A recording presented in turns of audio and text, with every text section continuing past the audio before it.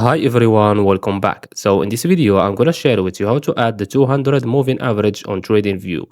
So just follow me and follow the steps. It's so easy and simple.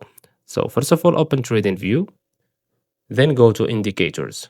Click on it. We have here the search bar, type moving average. And choose this one, moving average simple. Click on it. And as you can see, this is our moving average. Now let's make it a 200 moving average. So click on it. And go to here to the gear icon, click on it, go to input, and you will see length. Change it to 200 and click on OK. Now this is a 200 moving average. Now let's say, for example, you want to change the color. Go to the gear icon again, but this time go to style. Click on blue, and you can choose any color from here. So I will choose, for example, this orange. I think this is orange. And we have here the color, change it. Now, if you want to change the thickness, click on it here.